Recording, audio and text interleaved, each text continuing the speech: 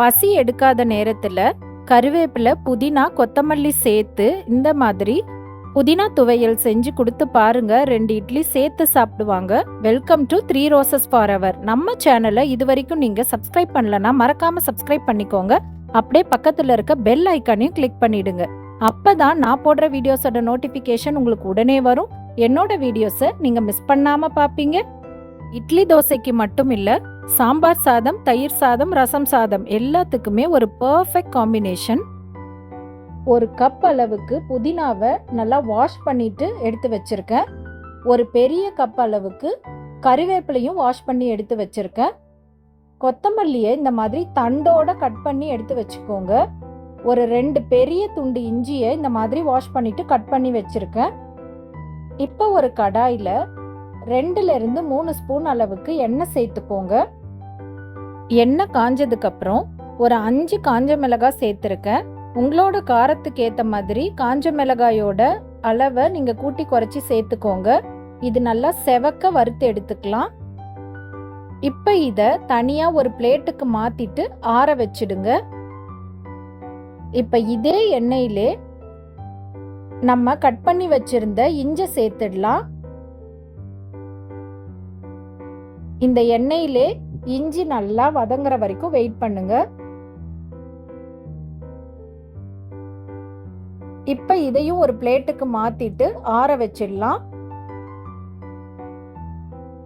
இப்ப நம்ம வாஷ் பண்ணி வச்சிருக்க கருவேப்பிலைய சேர்த்துடலாம். இந்த எண்ணெயிலே கருவேப்பிலைய நல்லா வதக்கி எடுத்துக்கலாம். கருவேப்பிலையோட ஹெல்த் பெனிஃபிட்ஸை பத்தி நான் சொல்லணும்னு அவசியம் இல்லை. இரும்பு சத்து அதிகம் இருக்கிறதுனால ரத்த சோகைக்கு நல்லது. முடி வளர்ச்சியை அதிகப்படுத்துறதுக்கும் கண் பார்வைக்கும் நோய் எதிர்ப்பு சக்திக்கும் ரொம்ப நல்லது.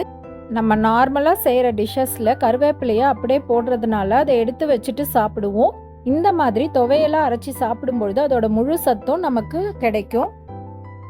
இப்போ இந்த அளவுக்கு நல்லா வதங்கினதுக்கு அப்புறம் இதையும் ஒரு பிளேட்டுக்கு மாற்றிட்டு ஆற வச்சிடலாம். இப்போ நம்ம வாஷ் பண்ணி வச்சிருந்த புதினாவை சேர்த்துக்கலாம்.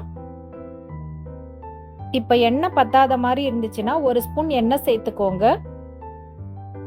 புதினாவும் நல்லா கலர் மாறுற வரைக்கும் வதக்கி எடுத்துக்கலாம்.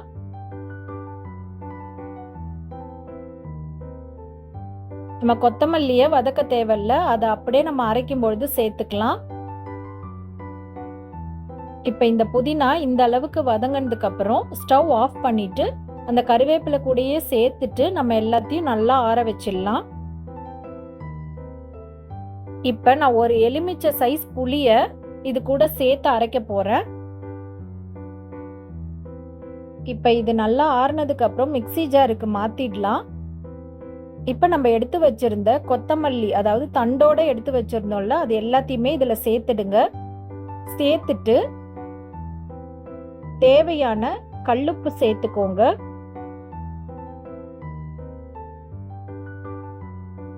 இப்போ கொஞ்சமாக தண்ணி சேர்த்துட்டு நல்லா நைஸாக அரைச்சி எடுத்துக்கோங்க. இப்போ அதே கடாயில் நல்லெண்ணெய் சேர்த்துக்கோங்க.